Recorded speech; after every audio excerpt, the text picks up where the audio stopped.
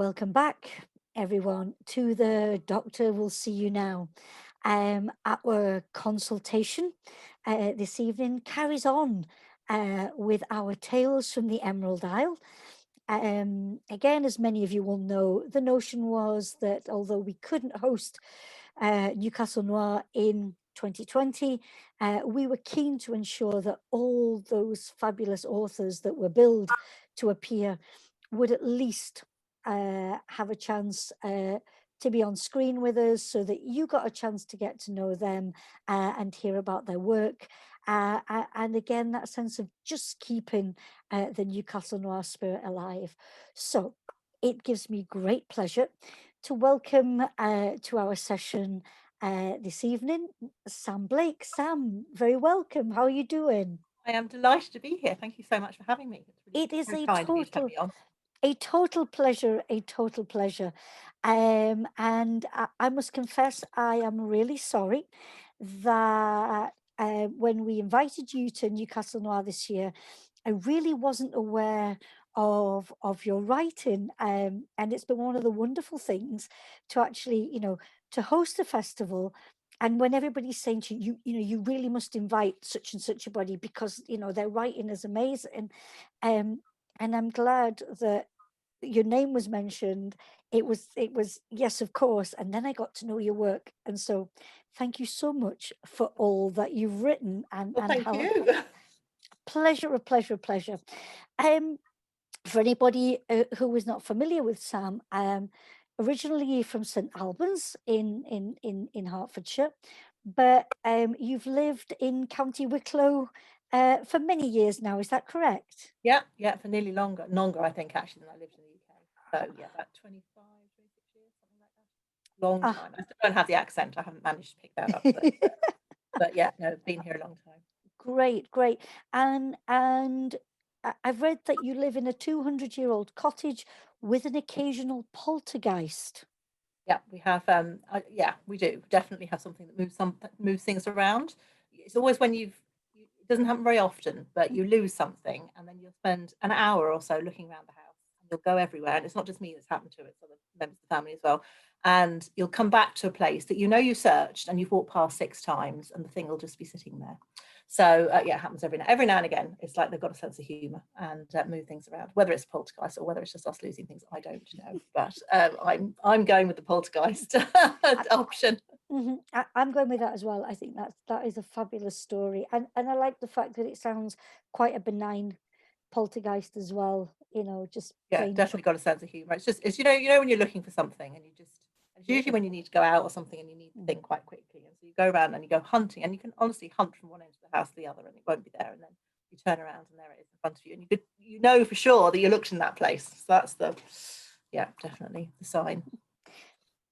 So, but we're not here to talk about things that go bump in the night, and supernatural writing or anything like that. We're here to talk about Sam's crime fiction writing, of course, and Sam's latest will be out next month, The Dark Room. Published by Corvus. And so, again, if you're familiar with Sam's work, I have no doubt that you cannot wait for this book to come out. And can I say to you that if you're not yet familiar with Sam's work, you do have time to be reading a little bit before you get your hands on the latest. Now, Sam is a #1 best-selling author, but she's also Ireland's leading literary scout. And I love the fact that not only writing your own work but also assisting others with theirs and helping them to get to publication. Were you a literary scout before you became an author? I think everything I've done in terms of the publishing world and scouting and building websites and all the rest of it has come out of me needing to learn how to write. So no, I was just an ordinary writer, an ordinary failed writer, in fact, for a very long time. And I started writing in 1999, long time ago. My husband went sailing across the Atlantic for 8 weeks, and it was in November. So it was winter and long dark evenings. I didn't have any children then, so but I did have an idea for a book, and I decided I'd start writing, and was literally started writing it longhand. This is back in the dark ages when computers were very new to me. So I'd literally only just really started to learn to use how to use a computer and laptop. And when my husband came back from the trip, he bought me a laptop because I was using one in the office at the weekends Mhm. and in the evenings, and just using every spare minute to write this thing. And I think that's probably the last time he saw me in the evenings, because I've been writing ever since. But yeah, so I started as a writer, and then I realized that I wanted to learn how to write better. I Mhm. knew I could do something. I knew I had something, and was having ideas and stuff, but I knew I needed to make it better. And really, that's how Inkwell, which was the first thing, started. And then everything else grew out of that, running workshops, actually principally for myself, Mm. but then obviously for other people, and then starting the writing.ie website, and eventually ending up doing a lot of scouting for different publishers and different agents. Wonderful, wonderful. I love how that notion of somebody's absence just sparked off or enabled you, to galvanize things that you'd been thinking about. Um, and it become, something so, so much greater.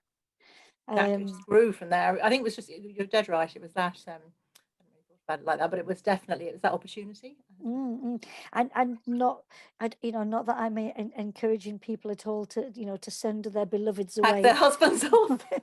for so long. I need to write a book. Will you go and cross the Atlantic? I've heard it works. But I do think, like the idea of, you never know, that catalyst that enables something to come into being, and to take those chances. It's I love your story, because normally I say to people, how did you get in it? Like, oh, well, I went, I started at some creative writing courses, or I did an MA, but this, I sent my husband across the Atlantic straight.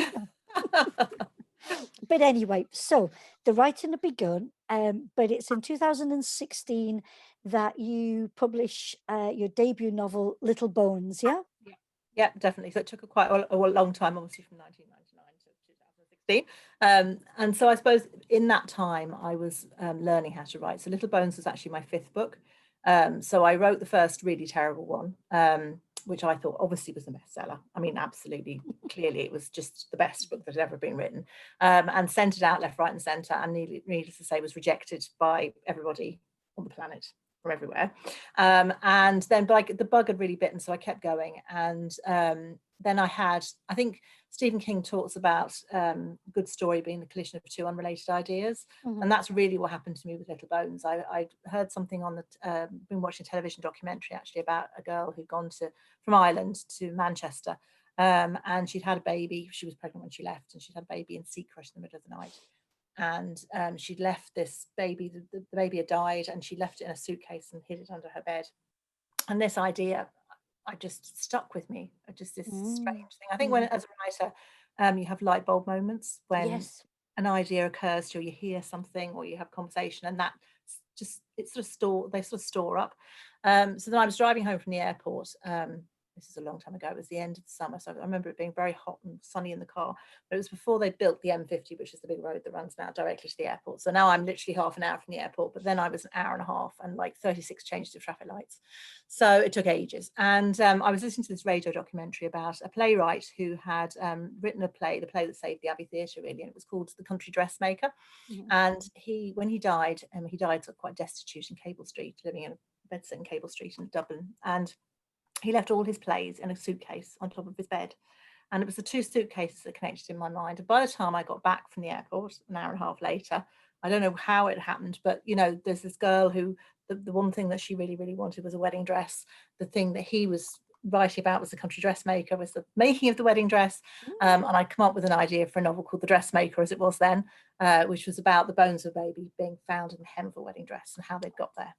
So it sounds a bit grim. It's not grim. Mm. I don't write grim or gory books. So yeah. So that's really how the idea started. But then I had to work out how they got there, and I didn't know that until I was 2/3 of the way through the book, to be honest. So literally, I was writing one of the witness pieces. Mhm. She's in the interview room with the guards, and then she explained what happened that night, and that's when I knew, as well as the people in the book, the characters in the book. So it's most bizarre, but yeah, no. So it took a long time, and Little Bones probably took 3 or 4 years to write, I'd say, because I started it in a different place, and I didn't even realize when I started. I think I thought it was going to be a literary sort of psychological thriller standalone thing. And it was only when I started writing it, I got into the characters and working out what was going on, that I realized that somebody needed to find the bones.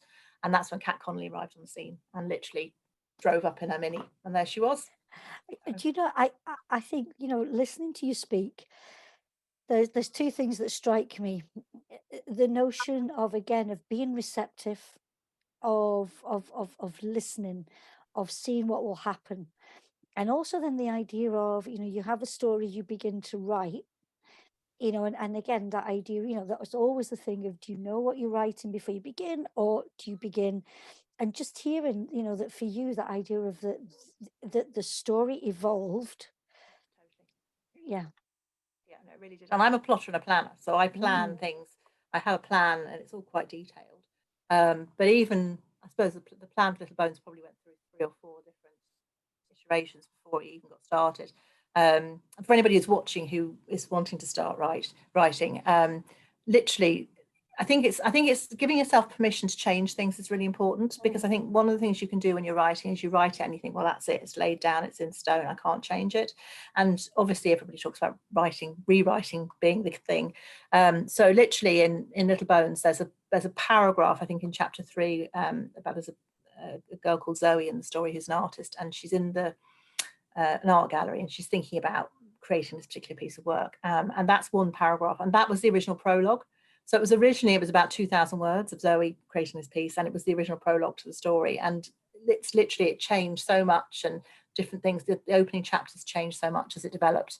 But yeah, that ended up as literally one paragraph in chapter 3. So yeah, it does. I think it's important to find the story. I think that's a part of the thing. Certainly with me, with that one, it took me a while to.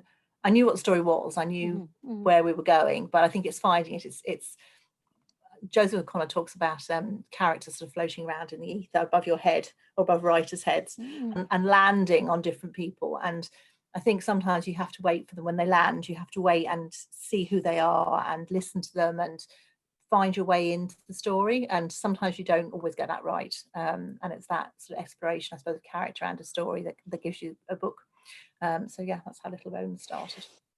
And again, just to say, that first novel, but it was number 1 in Ireland for 4 weeks and remained in the top 10, for quite a while. And it was nominated for Irish Crime Novel of the Year. So, that idea of our first book that sets its mark, Yeah, quite very lucky. considerably. Yeah, I just, I think that idea of again, listening to how you came to that point, and it becomes this. And you tell us that it also launches this main protagonist, Kat Connolly. So please, if you will, imagine, you've brought Kat along to the interview. Introduce us to this woman. Who is she? What do you like about this character that you created? Is there anything about her that frustrates you? What do you think about her as a police officer? If in your life something unfortunate happened, would you want her to be looking after the case? Definitely, yeah. No, I love her. She's 24, I think, in Little Bones, and she's a kickboxing champion. She's very feisty. She's very sure of her own ideas, and quite often she'll go and do something that probably isn't the most sensible thing in the world in terms of sort of policing, but morally, or her gut feeling is that that's what she needs to do, and so she quite often goes with her gut. There's one point, I think it's in Little Bones, where she chases somebody who she really shouldn't have been chasing. When she should have called for backup, and she should have. She really wasn't that safe, but she just flew after him. So she makes lots of decisions like that. So she's great. She's fun. She's young. Yeah, I love her. I think she's fantastic. She's a lovely character to write. One of the things about writing series that I love is that when you have a group of characters like that are really strong. She works with a forensics guy called Thirsty, and she works with her DI is called Dawson O'Rourke, and she's mad about him. And they're a cast of characters, and it's like walking into the pub. And Mhm. you know, when you start a new story and they're all there and they're all formed, and obviously each of them has their own journey within each book, and they have their own journey within across the three of the trilogy.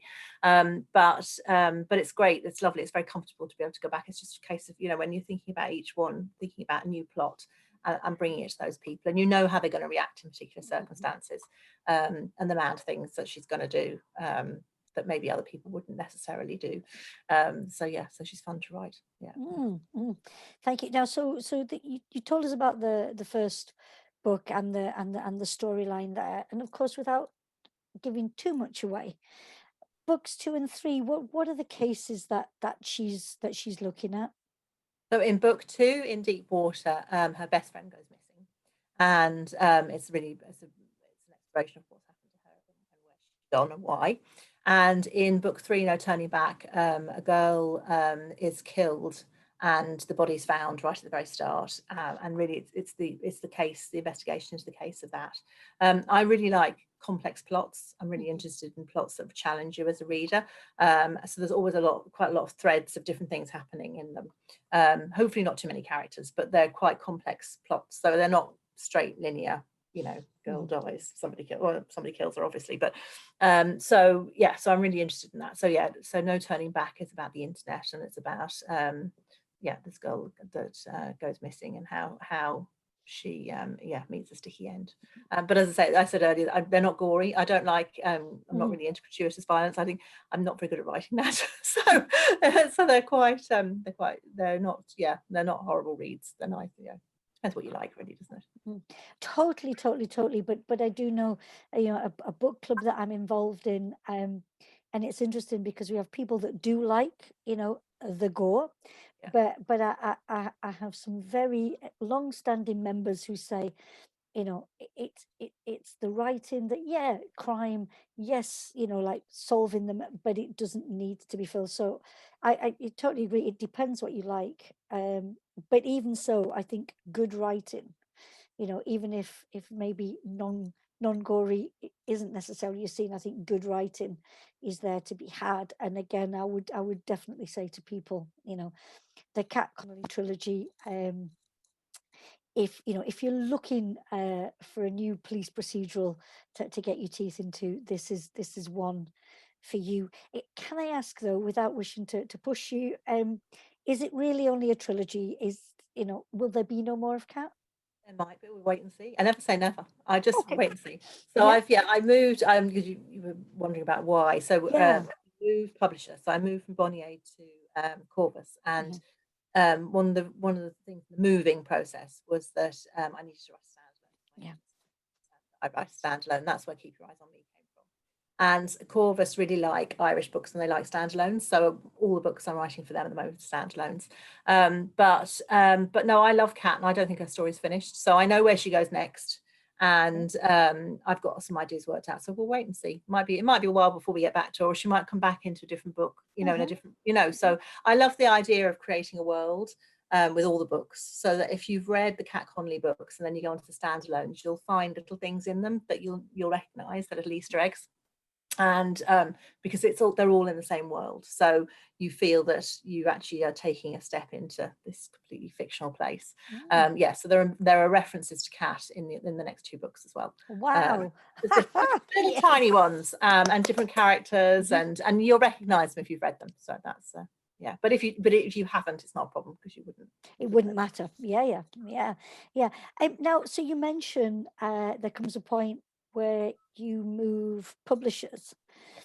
And how did it feel, making that move? It was good. It was a bit initially. You're thinking, oh, I think it was just time to move on for Yeah, me. huh? Yeah, yeah. Initially you're not sure, but I think I like the challenge. I like the idea of challenge of writing a standalone too, because that, as I said earlier, about with the series, because you know everybody, it's literally like just walking into the pub and you're bringing a new plot each time. And I think with each book, I like to be challenged, and I want to try and improve as a writer. So I think if I could have stayed with the series and kept going, but for me, I needed more. Mm. At that point, I probably needed a bigger challenge. And so yeah, so starting again with a completely new cast, and a new concept. Keep Your Eyes on Me is sort of Strangers on a Train meets Dial M for Murder. It's a whole different set of people. And it was, yeah, that was a challenge. So it was great. And then you can get your teeth stuck into it as a writer. It was obviously great because it went straight to number one, Yep. January this year in 2020. And again, the strength of that people obviously, had found much joy in your previous writing, and you know they went for this, and the reviews of it are, they are resounding, and yes, likened very much to Strangers on a Train, but I like how you put your Strangers on a Plane, which Yep. is lovely. But I wanted to ask you, because I think it comes back again in the novel that's about to be published, this idea of two female voices. So in Keep Your Eyes on Me, we have Vittoria and Lily, yeah. Yeah. Yep. um and for anybody who's not familiar with the novel, I love this notion of, be careful. It's so easy when you set off on a trip, although I know this year the idea of Yeah. just setting off on a trip is A some. bit trickier. Yeah. But you do, don't you? You find yourself maybe, sat on a train station in the departure lounge, sit next to somebody, maybe strike up a conversation. But your strangers, before they get on that flight to New York. Um, well, tell us a little bit more, if you can, again, without giving too much away, the conversation that they have.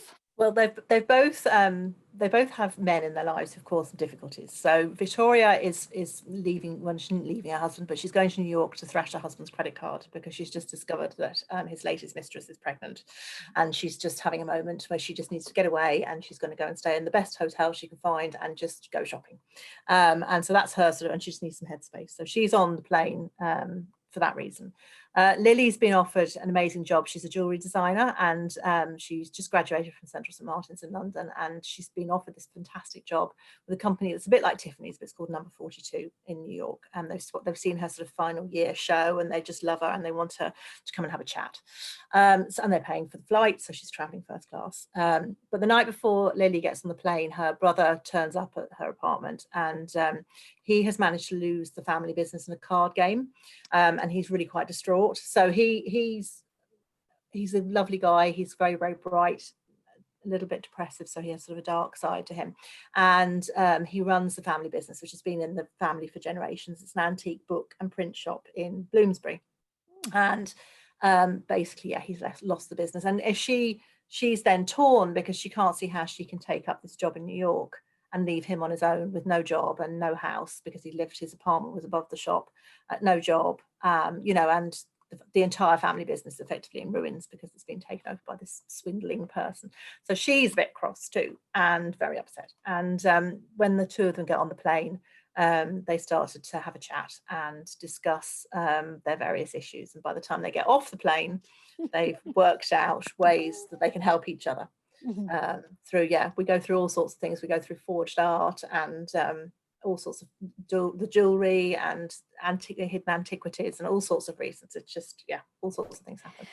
So if I can ask you a question, because this notion of uh, seeking revenge, or maybe not revenge, because that sounds like extremely heavy, but the idea of reacting to what was happening. uh, Do you?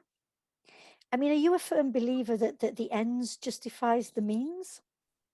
Well, in that instance, I'm not sure, but yeah, I think obviously because I write crime, so somebody does come to a grisly end, in the a slightly grisly end. There's no grisly bits, but it's yeah, they come to an end. So I think Victoria certainly feels that it's all justified, and yeah, and Lily tries not to think about it too much. But yeah, it's definitely one of those situations where I think both women feel they've been pushed to the edge, and it's their way of dealing with it, coming back from the edge, and making sure that they survive, if you like. So yeah, it's Mm. yeah, different world. Wonderful. I like that idea of the survival, that idea of, going on beyond what, what for certain people, could really be that thing that crushes, Yeah, and disempowers people, but for them, there is a way beyond this.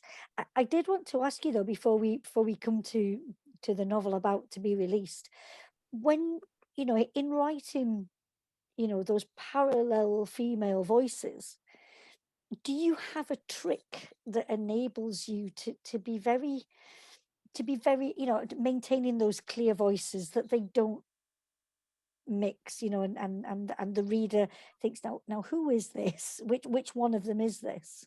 Yeah, I think it was easier with Lily and Victoria because there's an age difference, and Mhm, Victoria's Sicilian. So, although obviously you can't see that on the page, mhm, in my head I can see her very clearly, and so she's Sicilian and she's been living in Dublin for a long time. She was trained as a ballerina, and her ballet career came to a bit of a bitter end.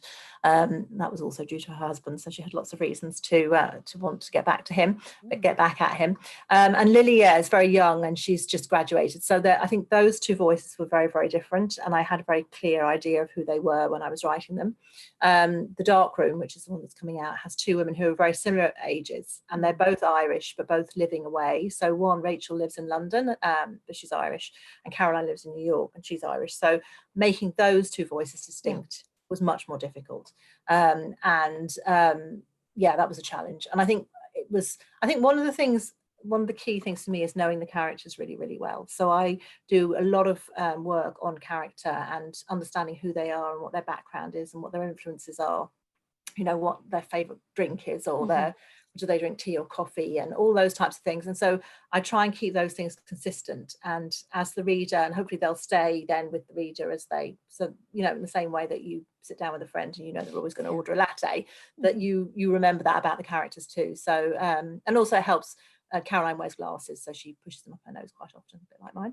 And then Rachel has a ring that's very distinctive that mm. she plays with a lot. So I think those things help a bit too. Help that now. But Mm. and as we're talking, again, what's coming to me is that idea of female solidarity. For various different purposes, but there's a real sense that in as in the previous book, that idea of two women, and one woman enabling the other woman and vice versa, to bring about things to happen, and then in the dark room, again with Rachel and Caroline, them joining forces, um because initially, it seems like what they're dealing with isn't linked, Yeah. but that joining of forces, is that something that matters to you in your own life, that notion of female solidarity? Yeah, I think a lot of my closest friends would be women. And I love that. I think it's Jim Rohn's quote about the five people around you being your sort of the key people who influence you and lift you up. And mine would be mainly women. Mhm, So I think it's that. I think the female solidarity is really important. And I suppose that appeals then obviously to a female readership too, because obviously there's a lot of women who read these books. So I don't know how men got on with them actually. I'd be very interested to hear, because they're quite female driven. But yeah, I think that's really important. I think that understanding of yeah, literally female solidarity, and yeah, they come together in different ways. So Keep Your Eyes on Me is very much about the two needing to help each other in order to solve problems. And I suppose there's a bit of that too in the Dark Room, because Rachel's looking for the story of the homeless man. There's a homeless mhm, man who dies in London, and she needs to investigate. She wants to find out what's happened to him, and she has a feeling that he's linked to this place called Hare's Landing, which is this country house hotel in West Cork, but she has no idea why. So she goes on to try and find out more about him. And then Caroline is in a bit of a pickle because she's being sued, and she's a crime reporter in New York, and she's being sued by somebody. And she isn't being backed up by her editor, and a mhm, whole lot of things have gone wrong, and she just needs a break. It's Christmas, just literally after Christmas. It's January, and so she's coming away. She mhm, doesn't expect to find anything going on in Hare's Landing, but she's on the internet and she sees a deal and she books it, and there she turns up. And I suppose the two of them then come together. They're similar ages. They make friends, and they end up investigating the mysteries and there are mhm. many mysteries. Again, it's that complex plot thing. Yeah. There's not just one strand. There's a few Yes. things going on. Mm. Yeah. But So but what I would like to say, is there is a common denominator in both these standalones, that of New York. yes, actually, yeah. I think Yeah. I have a graw for New York. I think that's it. Yeah, yeah, because Yeah, Caroline's from New York too, ex- and yeah, and the other two go there indeed. exactly. And I was going to ask you, like, have you, have you visited New York? Is it a favorite place of yours to, to take trips to? Yeah, I haven't been there for years, but I Yeah. have been, and I love it. Yeah, so yeah, I think it's so different. I think that's one of the reasons why it appears in the books because it's just a very different experience. And there's an awful lot of Irish living in New York, and Yes. Yeah. that Irish experience of people living away, I suppose is unique in its own way. So when Caroline Yes. comes back to Hare's Landing, um, there's that sort of connection with New York, and that I suppose both of them feel like they're outsiders because they've been away, and Yes.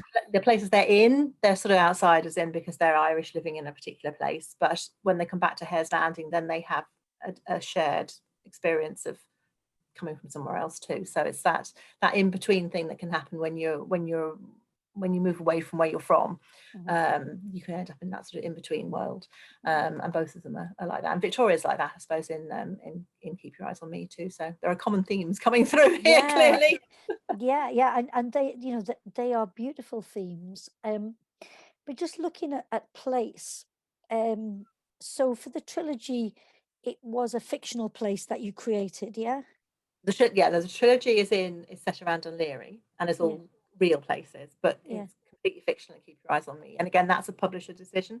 Yeah. Because when I wrote the Cat Connolly trilogy, I was with Bonnier, and they were quite happy for it to be in all real places. Okay. Yeah. Yeah. I invented a nightclub in the middle one in deep water Mm. that's fictional, but everything else pretty much is real, and the locations and the roads and everything, and people love that because anybody who lives, particularly who lives here or has been here, they recognize the locations.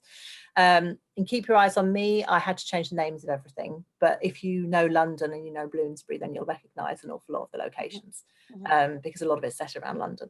I love traveling, and I suppose Keep Your Eyes on Me came out of me traveling because I have all these strange experiences on planes, Yeah. with people, chatting to people, and all sorts of things happen. So, and so it's set around that sort of that Bloomsbury area. But I had to change all the names for everything. So, and Hare's Landing is completely fictional. In fact, that came from an idea I had in Cornwall. There's a lot of comment. A lot of people said it has overtones of Rebecca in it. And literally, I was sitting about 100 yards from Frenchman's Creek when I came up with the Wow. idea.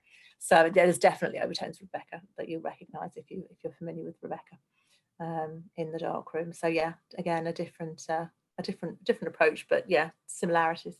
Mm.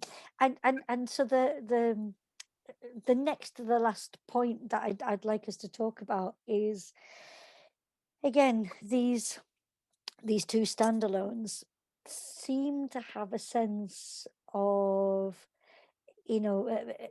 fate, serendipity, of people being brought together and then things ensuing. Are you a believer in that? Definitely. I Yeah. think that, when you look back, definitely when you look back at life, and maybe something's happened that wasn't what you planned, or you thought something had gone wrong. When you look back, you can often see that actually it was the right reason and something else has come out of it. So no, I'm absolutely a great believer in serendipity and things happening for a reason. Mhm. Yeah, I'm a bit woo woo like that. Yeah, we came in with the poltergeist, and actually there's a couple of spooks in the dark room too, that make an appearance. There's a supernatural element. So there is. Excellent. Good, good, good. Yeah, Like so it. yeah, a little bit woo woo there, but it's yeah, no, I'm really a great believer that things happen for a reason. Mm. Totally, totally. So, uh, out next month. And what I wanted to ask you, see, I've told fibs because I've actually got two more questions because I'm like that. That's okay. Um, given the circumstances that we're living in at the moment, um, and the idea of supporting independent bookstores as much as we can. So your book is out next month. Do you want to give a shout out for your local indie bookstore?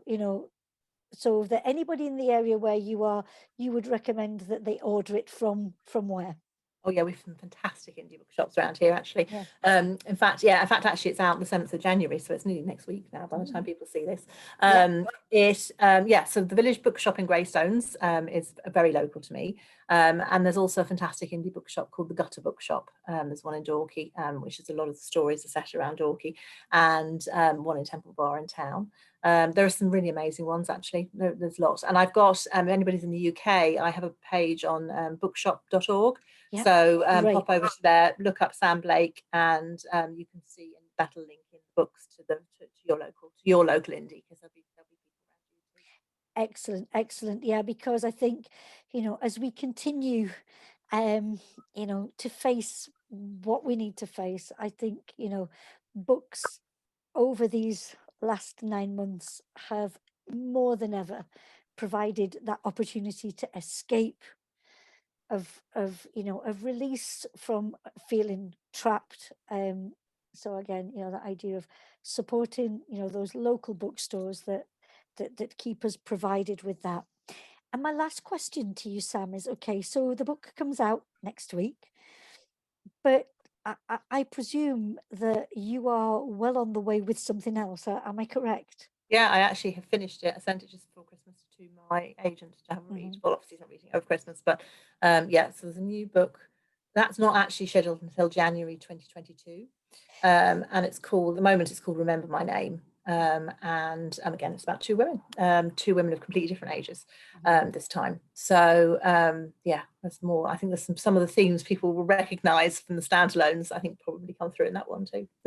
Great, that's brilliant. Yeah. Sam, it has been so delightful, this mid-festive point, to take time out, for me, even if they've been subdued festivities, and just discuss, you know, how you became a writer, how it's developed, and where you're headed. Really appreciate you taking time out to be with us. So I've thank you. enjoyed it. You've had fantastic questions. It made me think about the books now. So it's definitely, no, it's been wonderful. Thank you so much for having me.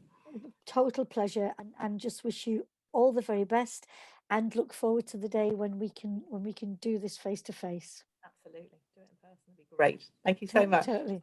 Bye for now. Bye bye. Thank Bye. you.